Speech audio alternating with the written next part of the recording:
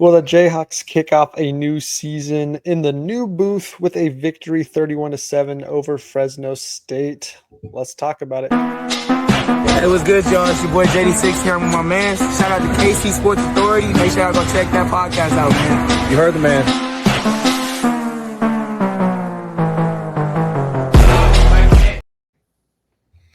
A new era begins in Lawrence, Kansas at the new 2/3 David Booth Memorial Stadium, Kansas Memorial Stadium. The Jayhawks kick off the 2025 season with a victory over Fresno State 31-7 in the new and improved David Booth Stadium. As we're going to talk about all that, the 2/3 stadium, as JB likes to call it. Welcome into the KCSA pod. If you're checking us out over here on YouTube, make sure you hit that, smash that like and subscribe button below. Oh, wrong one there. Smash that like and subscribe button below there for us. We'd greatly appreciate it. If you're listening to us on Spotify on the go, you can also give the podcast a follow. Give us a 5-star review. We'd greatly appreciate that. And, of course, you can hit us up on any of our social medias below for the podcast at KCSA Pod, Twitter, Facebook, Instagram, TikTok. Would love to hear some of the fans' thoughts from this past weekend, those that were in attendance at the game, those who watched it from home, listened to it. Anybody that has thoughts and ideas, would love for you guys to kick those over to us. Send us a DM, tweet at us, tag us in something. Leave those comments here below on YouTube. Would love to know how your experience went in the booth, because that's what we want to talk about. New booth, new stadium, same Jayhawks victory. We'd love to see it. Let's just start with the stadium. We'll get into the game itself, but I want each of you guys take me through your initial experience. When did you get there? What did you see first? What stood out to you? All the pregame festivities, what it was like from your seats. I just want to get into that first from your guys' perspective, what you noticed, and I'll share a little bit of my experience too, and then we'll get into the game. So whoever wants to kick it off, tell me about your first ever experience in the new Kansas football stadium. I'll start us off. So I would say overall it was great. We had a plan. Me and Mitch, we decided to go there way too early, but we probably showed up around like 1:30. We probably parked and showed up. So around you even got there earlier than Austin did. I was definitely there early. I was there too early, probably, but I didn't know what the parking was going to be like. I knew parking was awful. Crazy. It was awful as always. I mean, I would say probably in my experience, like just what I'm used to. But granted, the phase of reconstruction that we are in, you still have that parking for like the tailgates parking special. Probably have to pay an arm and a leg parking to park right next to the stadium. Like that parking is still there. But yeah, I showed up around 1:30. Basically took a lap or two around the entire stadium from the outside and was just checking it out. And I had honestly I don't know, I was just in awe. Like I had this euphoria that was sweeping over me of just like, man, this place is huge. It's beautiful. I was starting to get in my feels. I was like, man, this is really something. And that's coming from someone who has deliberately avoided seeing any of the spoilers online, deliberately avoided seeing anything that would give away some of the experience of seeing it firsthand. So I really appreciated it for that. I waited in line, didn't have a huge long wait in line. I got in line at a good time to get in. Walked in right at, essentially 4:00 when the doors opened, and I got to explore a little bit. It was great. The only thing I didn't like was honestly the coolest things about the stadium and the rebuild are the things that the players and VIPs and all that get to experience. Like the overall experience of going to the game as just a casual fan / Kansas alum with a nosebleed seat, if you will, it's not as special as I thought it would be, because I thought I'd see a little bit more of like all the cool high-tech new everything, but I really didn't get to see all that. Sure.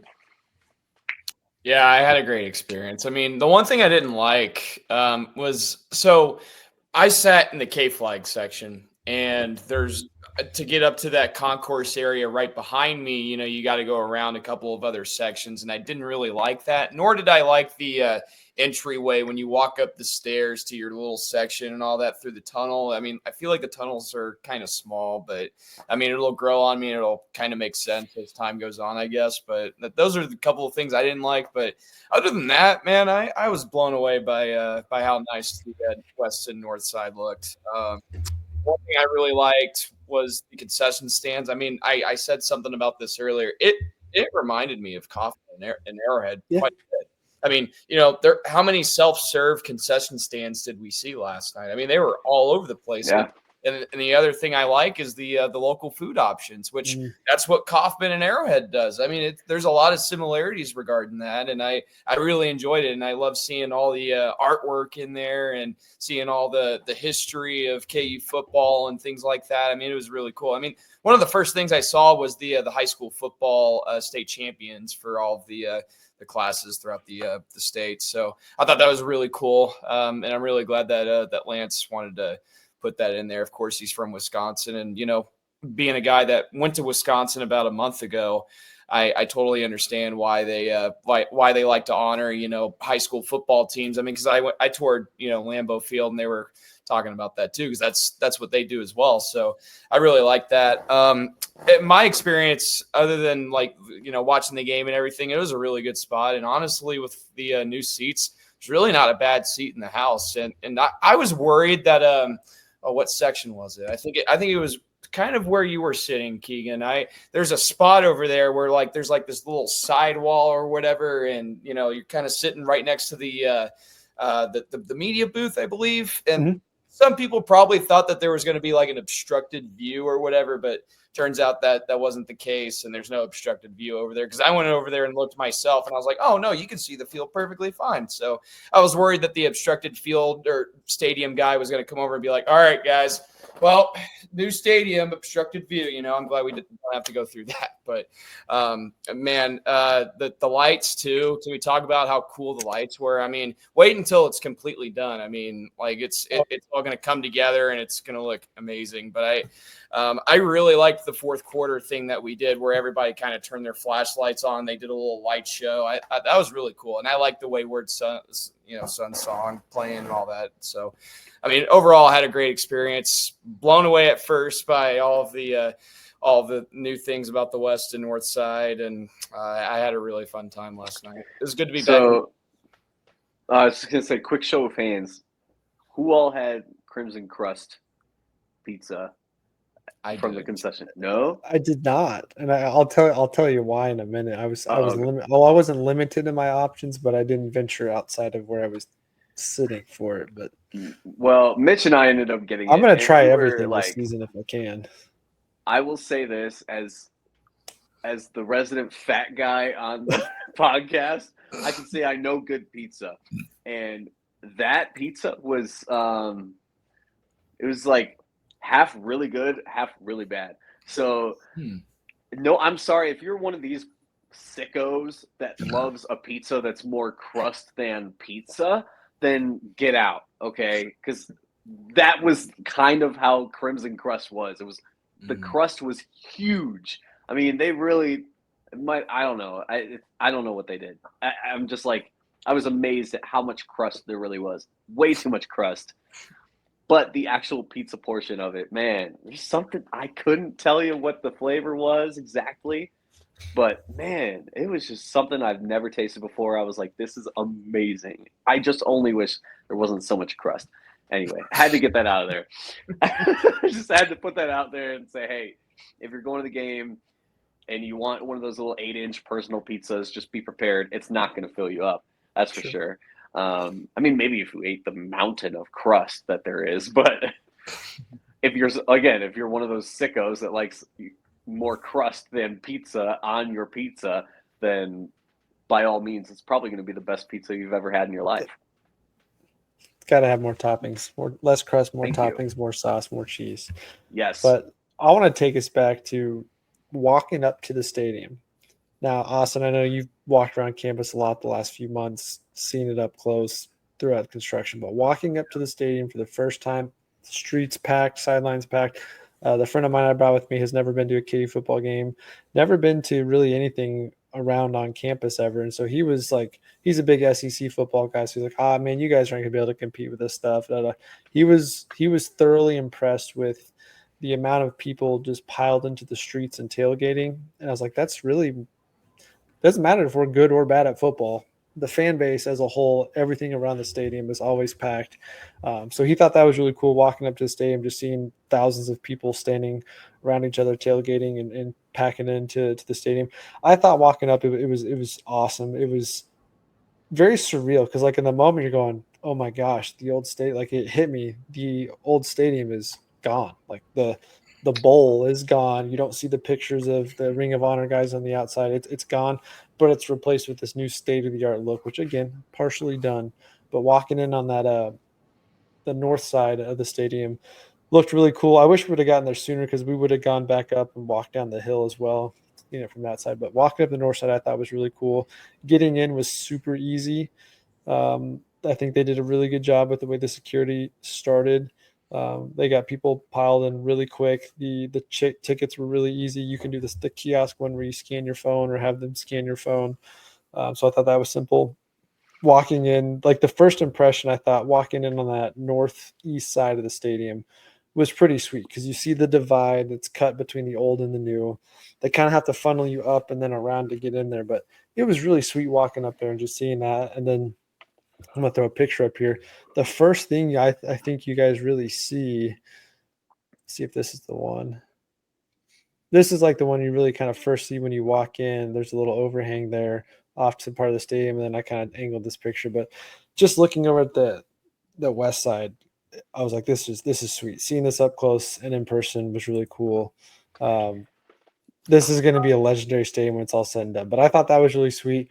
Once you got into the concourse, kind of like you said, JB, nothing super exciting from a fan base perspective. Yes, you had all the little concession stands. The Rally House stores were really small. That was one thing I noticed. They were very small. And then it was complicated to get up to the higher levels from that corner. I don't know what it was on the other end, but from that corner, it was a little difficult to get up to your seats. We ended up taking the long way and had to go all the way up to the top and over and then down because I sat in premium seats. Shout out to Daniel Courtwright and the guys over at WHB 810 hooking me up with some tickets for a sponsorship we did at work with them. So I was sitting over here, had a nice little view, a little table to sit at, and it was quite comfortable. Definitely felt out of place there. That's where the rich KU fans are sitting, those that have lots of money, donor money, and sponsorship money. But it was really sweet sitting up there. That was the Johnny's Tavern section too. So I had a Johnny's Tavern smash burger, and it was really good. Oh man, 10 out of 10 recommend. It was delicious. But that's where I got taking the game from. But again, walking around, it was cool. You're rubbing shoulders with all the fans. The concourses are a little narrow than what you probably like because we're not used to that. We're used to everyone being on the ground level, and then you just go up.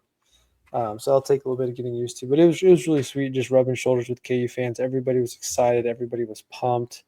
Then you get into the stadium. You get into your seats. And I know, Austin, we talked about this, several weeks back, seeing the different colors throughout the seating. Yeah. It just made it look like a professional stadium, not just this old school. Now, I'm sure there are some people that appreciate the old school style where it's unison across, but I thought the little pockets of color really stood out. The striping of the blue and the white, mixing in the red seats here and there too. I thought that was really cool. So once you get in there and you look over at that west side, it just looked amazing. And my fear, I told you guys, was people sitting up high. How's that going to go? Because they're sitting higher than they ever have before, unless you were in a suite. I was up JB, there. Of course, you can touch on that here in a second too. But looking at it from the field level or from the I guess downward looking up, it didn't look like it was as high as it was, and the angle of it looked like it was actually going to be relatively easy to watch the game. But JB, what was your perspective from? Because I know you sat up high. Yeah. So Austin, if you duck your head one direction, you might be able to actually see where I was.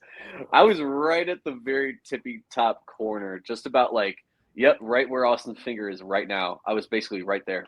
That was really accurate. Holy cow! So it says like rock chalk or whatever on the seats. As you're looking at I was at the very top of the R. Anywho, there it is. Yeah. I was at the top of the R. I honestly, it was really high up, but it was like, because it wasn't super far back. Yeah, I mean, I was just kind of like peering downward to the game, and I don't know. There was one time I was up in the press box in the old booth, and that felt higher in some ways than my own seat that I was in for this game. So which was weird because honestly, when you compare the two, I was much higher with, the new booth sitting at that seat at the top of the R in rock chalk. So I honestly, I didn't mind it. I thought I thought the worst of it was the calf workout. It was getting all the way up the stairs. It's pretty steep. Like that section up there. I mean, look, if you have a 70-year-old mother who wants to enjoy her first KU football game, I wouldn't recommend bringing her up to that very top section. It might be a little too steep. She has to be in great shape if you're going to do that, guys. But I still really, really enjoyed it. One thing I forgot to mention, though, when Mitch and I were waiting in line, I think it was gate 3. It was right by like the premium entry or whatever they were calling it. It was maybe around 10-15 minutes until the doors were opening. So it was probably like 3:45, right? I saw David Booth himself get driven up to the entrance, to the front, in some big black SUV of sorts. He got escorted by 2 cops. Nice. Straight through, had to cut through the mountain of people that were out there, and I just thought it was so cool. I mean, he had the celebrity treatment, as he should. Your name's on the stadium. You do whatever you want. Yeah. He should fly in on a helicopter for all I care.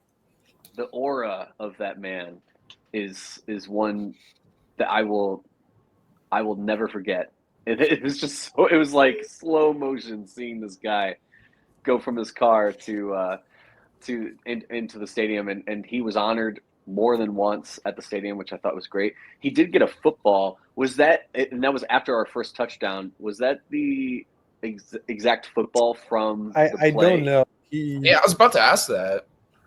I didn't know if anyone. I wouldn't be shocked. I wouldn't be shocked if it was because there was the game ball delivery. I mean, I don't know how many footballs they used. They did that literally after the touchdown, so I would think after the touchdown. Yeah, they brought him onto the field and they presented him with a football, and I'm like, gee, it was probably Coach Leipold was like, "Heck yeah, let's go!" Fist pumping and all that. Well, we got to talk about that too. We got to go back to the flyover, the multiple flyovers, dude. Holy cow! I get chills every time I'm at a football game for the national anthem and the flyovers, because the Chiefs do it really, really well with the Blackhawks and the B-2 bombers and all that. And these planes weren't super impressive just by their nature of them, but the multiple flyovers were really freaking cool. The jets, as soon as they passed over the stadium, they broke off. The sonic boom goes, and of course the parachute guys. I mean, I was sitting there looking up, and I'm like, I can see this little dot come out of the plane, and for in that brief moment, I'm like, oh my gosh, I am terrified because I feel like I'm falling out of a plane just watching it. And that little dot gets a little bigger and bigger, bigger.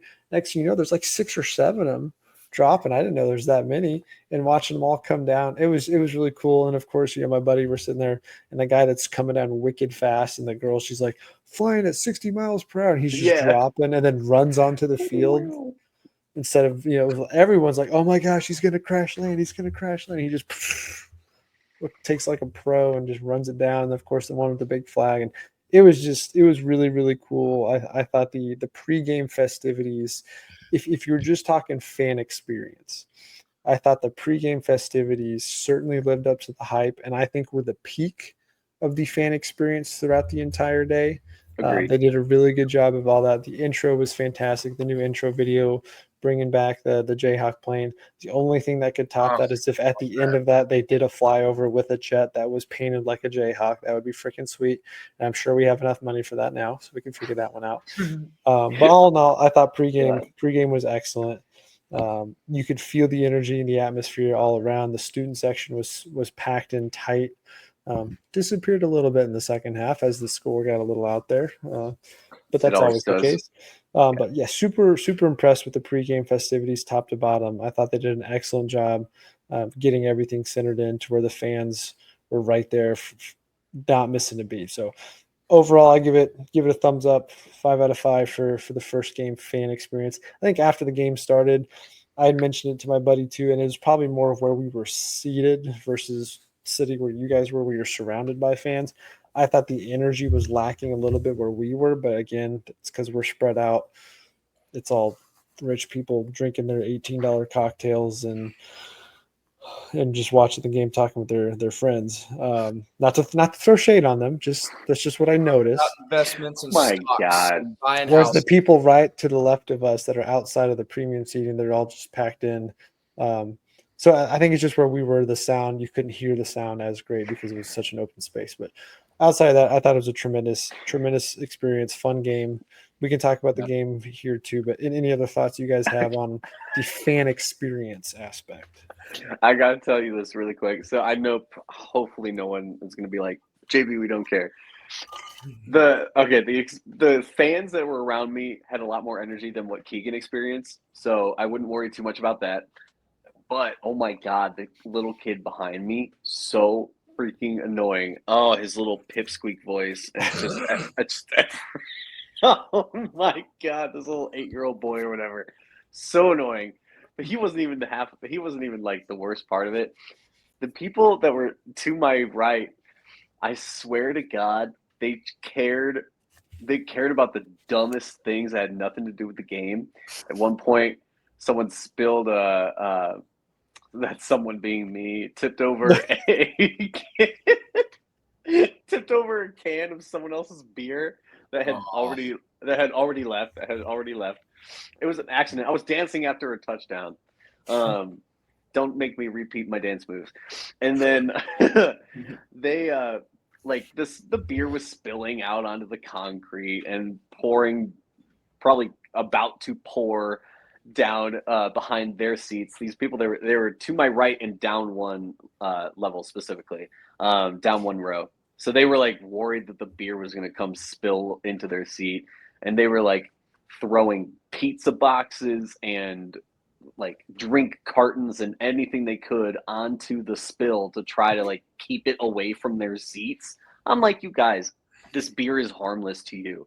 Get over it and watch the game, dude. It's like, gonna dry up and evaporate. Yeah, dude. And then later on, a literal locust flew into the area, landed in the evaporated beer pile, beer puddle, I should say. Landed in the evaporated beer puddle, and they paid more attention to the locust than the actual game. I was like, it was a solid 10 minutes of like, oh, like, is it still alive? Or, oh, should we like poke it? Should we like, you guys, that's sad. You are in the new booth. It is the first game of the new booth and you're paying attention to a locust. Like, and worried about spilled beer. Oh my God! Football stadium. Well, yeah, and I know I kind of contributed to the problem, but I did see this kind of went semi-viral on Twitter. But all the trash left over after the game, I saw like, well, maybe it was Facebook. I don't know, one of the two. But like, a lot of people were talking about a lot of the trash that was left over from just the seats on the new side, like on the newly renovated, rebuilt side. And everyone's like, oh, we paid, $300 million to get this or whatever. David Booth didn't pay $300 million to us again for us to treat the stadium like trash, literal Oh my God. trash. People are lazy. So if you are one of those people, the beer was an accident. It's not that hard. But pick up your trash, please. Throw it away. Don't cause extra work for somebody else. Don't be that. Yeah, we want to treat it nice. Don't be an a-hole. So sorry to spend 25 minutes on this, just recapping the overall experience. But that's okay. That's what I want to do. I wanted to mostly talk about the experience in the new stadium for the first time, because for some people this might have been their first game ever. For a lot of us, it was just, or for most of us, first time in the newly reconstructed stadium. So I wanted to just get everybody's take on what the experience was like, and hopefully those of you that watch this will throw some of your comments below too. We'd love to see and hear from anybody what you thought of the experience, the highs, the lows. I don't have that much critique of it. I think the parking is going to be an issue since they got rid of basically the entire parking lots that were around there. So side street parking was abysmal. And then I think there was a lot of confusion on the inside as to which level you were on, how to get around. Once you got to the upper levels, you couldn't just go up and go all the way around. You had to go over and then down a level, or go up a level to go over to go down. So I think there's some confusion there that they'll figure out, which of course a lot of that will take care of itself. As far as the game goes, if I had to summarize in a condensed version of the game, first half exciting, offense looked pretty solid, defense looked good but had a few moments. Second half, very boring. Lost a lot of interest in rightfully so, Austin. That was a lot of the second half until you got later in the game. Some of the backups got in. I think the thing that made me the most mad is they didn't let Isaiah Marshall try to run it in or score it there. I knew I get into the game, I get it, but come on, man. You're on the 2-yard line. Just freaking score a touchdown. Run it in there. Who cares if you're already up? I'm not into the sportsmanship. I love sportsmanship, but I'm always in. Run it up, man. Run the score up. That's your job, is to go out there and perform and play. If the other team can't stop you, that's not your fault. But I get it.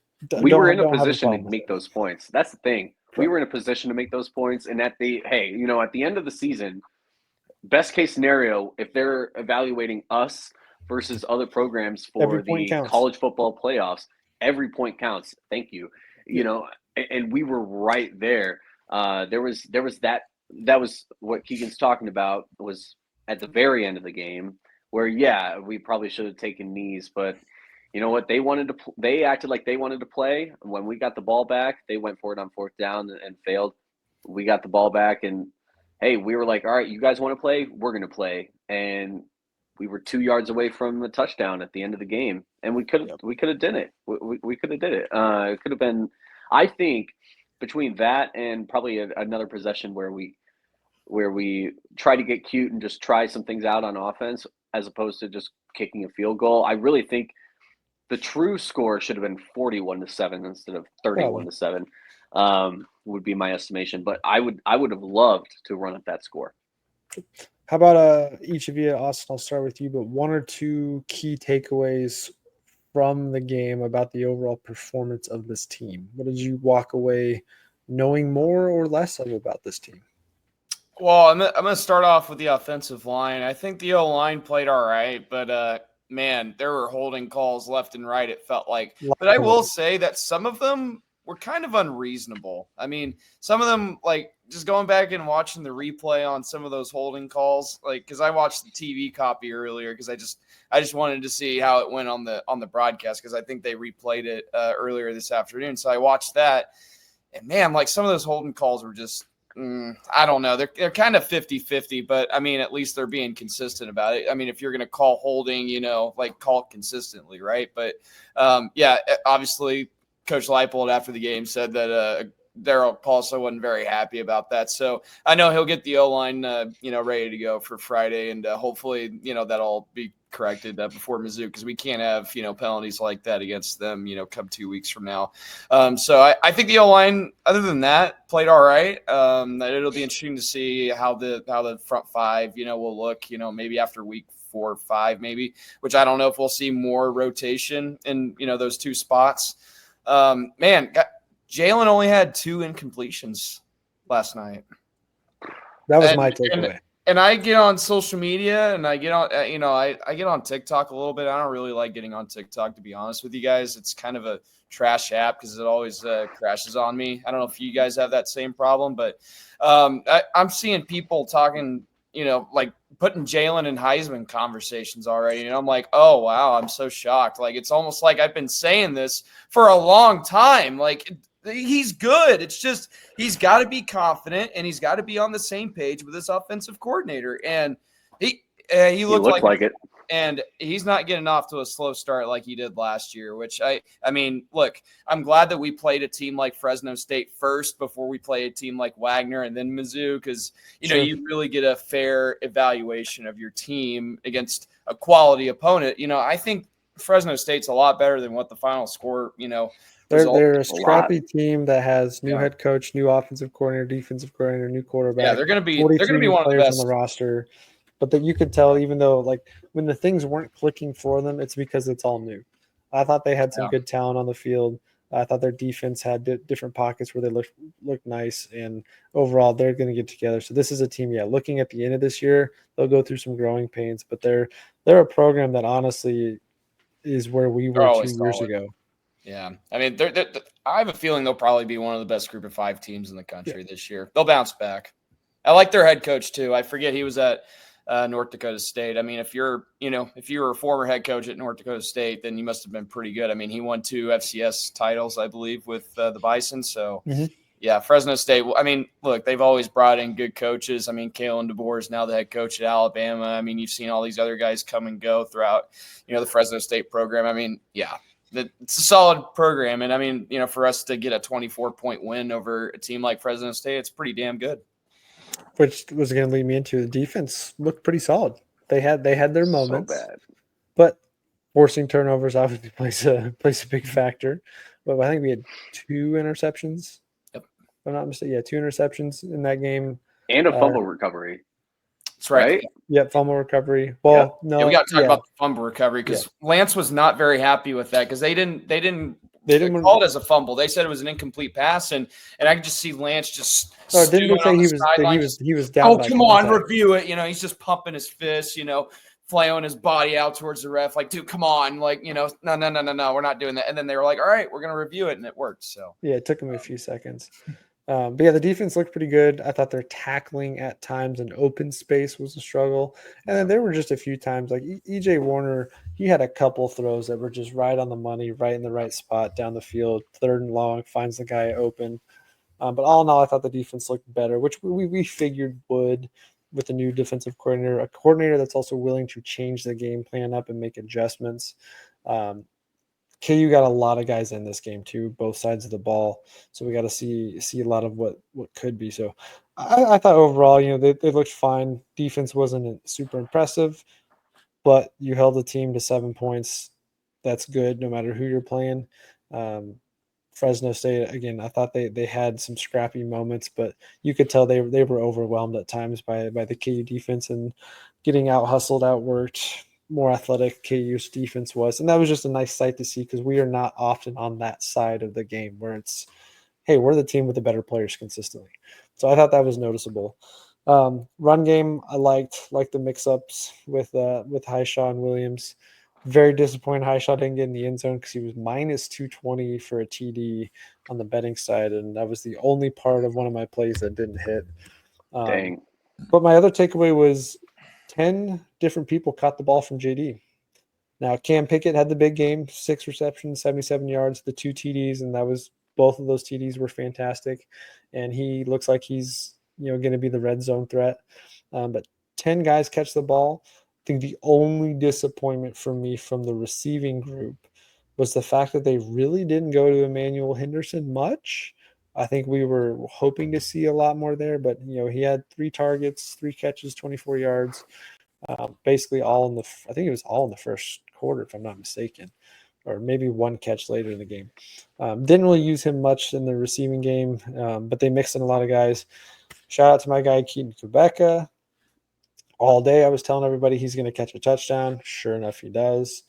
I already texted him about that. Super pumped for him.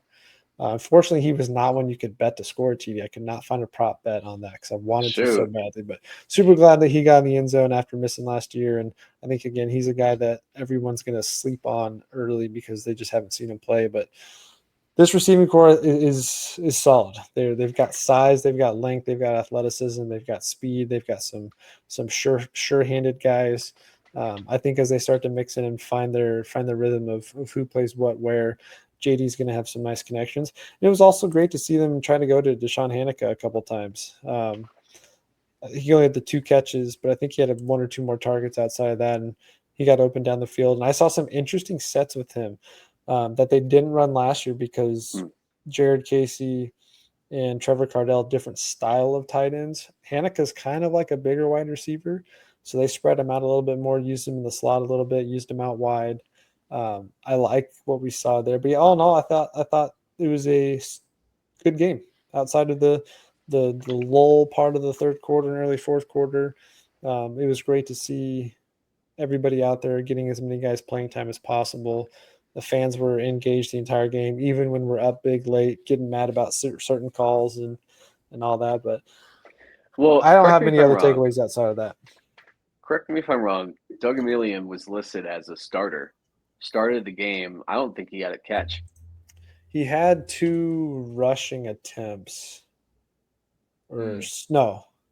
Yeah, he had a rushing attempt on a on a sweep or something, but he did not have a catch or a target to my knowledge. Come on, man.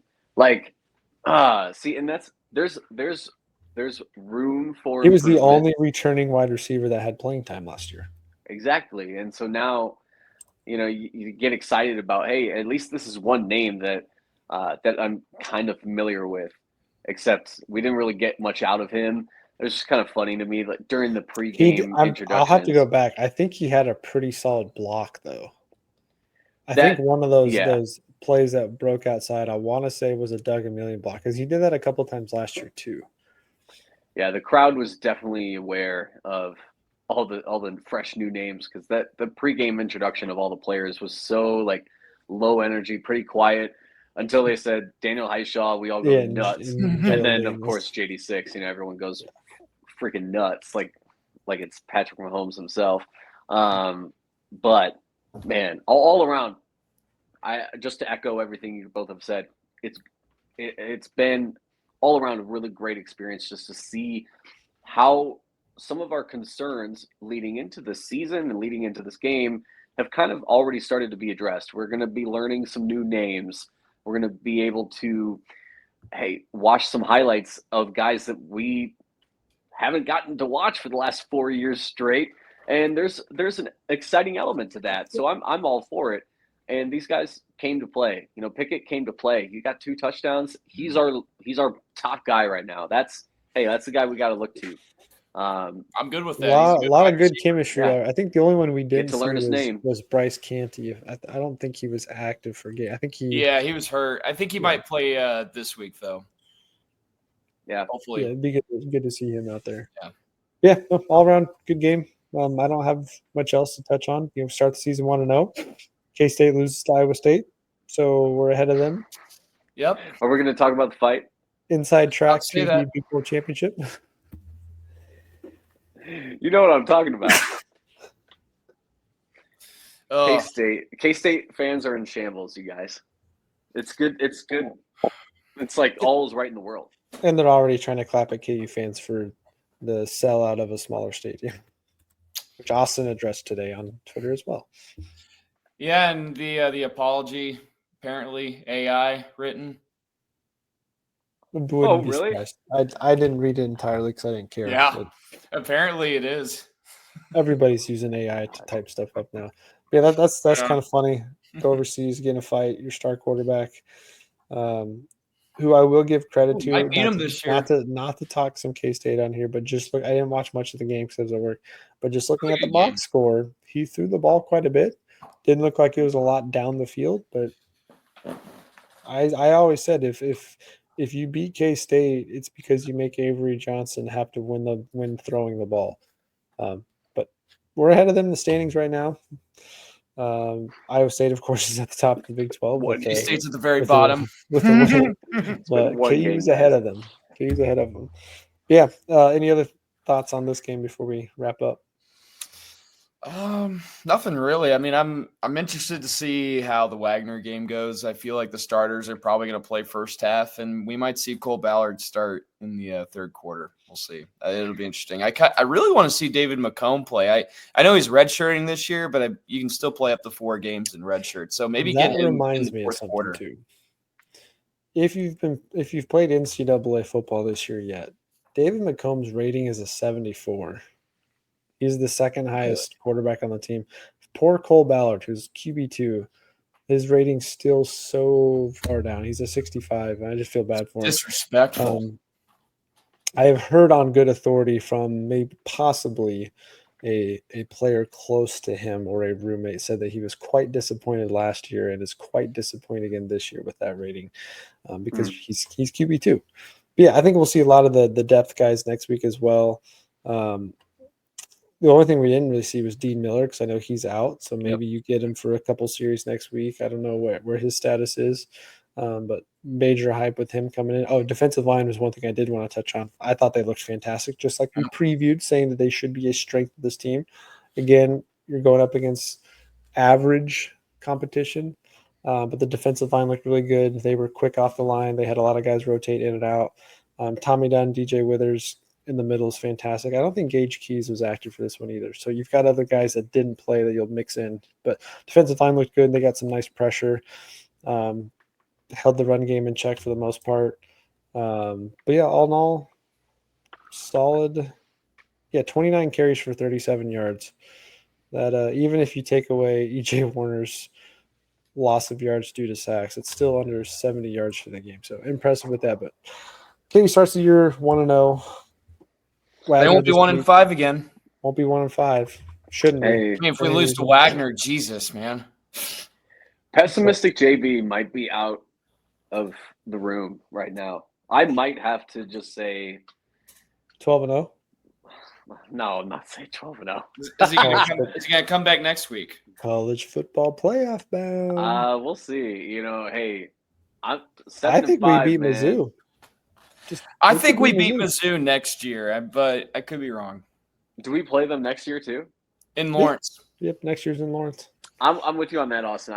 Dude, could you imagine if they could have lined it up to get K-State and Mizzou at home this year in the new booth? I would have paid Mizzou extra money to make them play here the first year. That'd be great. No, I think we'll probably, if I had to guess, I just want to see KU play a good game against Mizzou. Like if they lose, yeah, it's gonna suck, but at least show some effort and put some fight out there. And that's all I want to see, really. But because I mean, it's in Columbia and it's really hard to win a game over there. But I don't want to speak too soon.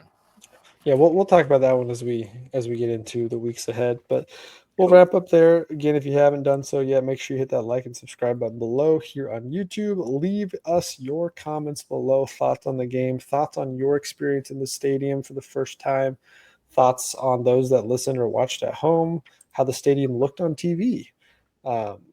We'd love to hear all that. So make sure you leave us your comments, any predictions you have for the upcoming season. You can, again, give us a follow on any of our social media platforms at KCSA Pod. You can give the three of us a follow on Twitter as well. All of our handles are below. But we will call it an episode here. We'll wrap up and get to I doubt we'll do a preview for this week because it'll probably be the next one we'll do is talk about Mizzou. But you got game Friday night in the booth. Tickets are super cheap for those that are trying to go. So let's pack the booth again. I'm hoping I will be out there Friday myself again, and I'm going to pick a different section to sit in. But get out to the booth, have a lot of fun, be safe again. Yep. Friday night game, looking forward to it being a little bit later so we get the full night effect with the lights and all that. But looking forward to it. We'll wrap up there. This has been another episode of the KC Sports Authority podcast. We'll catch you guys in the next one. Rock chalk. Rock chalk.